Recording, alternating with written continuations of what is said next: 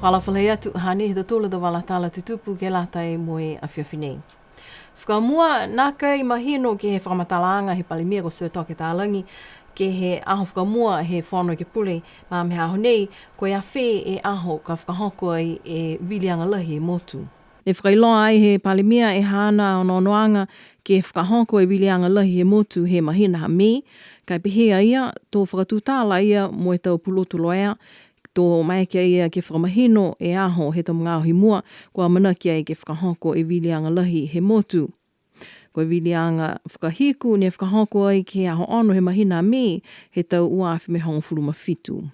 Kua whailoa ai he takitaki lahi he matakau WHO ko Tedros Ghebreyesus ke māma he aho niawhi e hingoa pauaki ke lata e mo ngā ngāo pikisia ne whahingoa ai ko coronavirus, ko e mga aho nei ko whahingoa pauaki e ngā ngāo ia ko COVID hongfulu mahiva.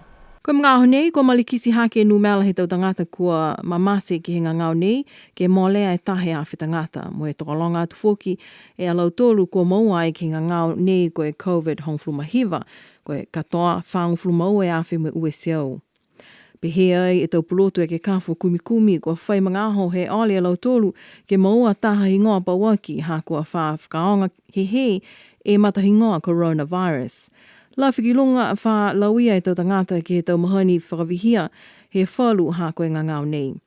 Ko hingoa coronavirus, ko e potaanga he whalu whanga ngā ngāo pikisia tunga e SARS ne tupu ai he tau uawhi mo e tōlu.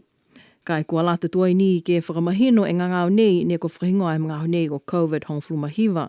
Koe whahi tapu nei, ne mōlea e tahe seo e tangata ne mamasi, he tahe aho ke matakawi ko Huawei I Saina, koe tahe seo me tōlu alau tōlu ne mamasi he tahe aho.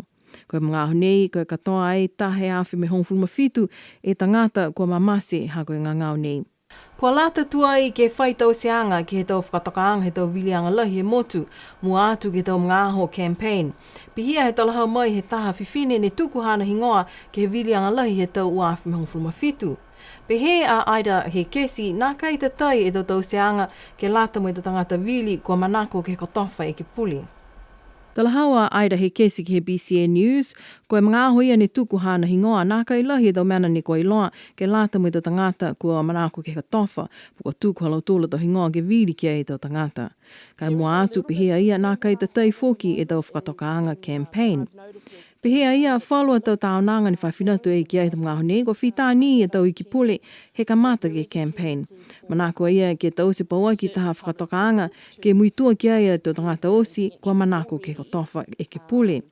Kua lata ke whakamahino e tau mga aho kua lata ke kamata ai e tau campaign, mo kua lata foki ke whita he mga aho nei he whakailoa e tau whakailoaanga me tau amanakianga ke lata e mo wilianga lahi he motu.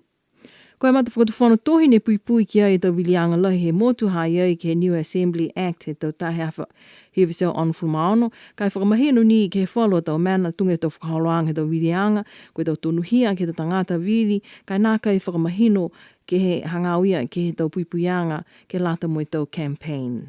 Ke whakausia ki tau tōla tau walatala mai a whiawhi, kua mana ki ai taha matakau engineering mai he motu nāko saina ke liliwatu he whahitap kahau, o mai pauaki alau tōlu he mahina kua mali ke tause e tau ngahua whakafuo mo e leweki atu ai ke tau kolola kau mahuinga he whahe whakapūloa. Koe halau tōlu tau ngahua ki he motu ke whakafuo mo e leweki atu ke tau la kau mahuinga he whahe whakapūloa. Mua atu ke wali mo e whakafou whalo tau la kau hila ke he pou whanā whitungfulu maono e mita loa he whahe whakapūloa ne tua i ki he matakawina ko Sekana. Koe tau ngahua o sinei kua whakatupi ai he whakatuwhano saina tali mai he tau uawhi mo e 5. Koe tau kono tuleke ko maua ai he matakau nei ke o mai tu mau ke tau se tau ngahua nei ki niwe. Pehe e takitaki e whahe whakapūloa ko Trevor Sekia, koe tau koloa mahuinga nei ke lata mo i motu si ko mena ia kua liu whakatūtala he mga aho nei mo i tau matakau nei ke mātutaki halau tōlu kontuleke ke he 5 tau I mua.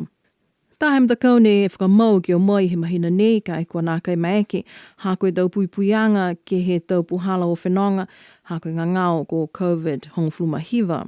A manaki e matakau toka ono nei ke liliwa tua ke motu ko saina he whaitap ka hau. Se pia tau tōla tau walatala te tupu e lata e mea whiawhi nei. Tō liu whilewea fōke whaitap ka hau, monui ne pō, nana whaa.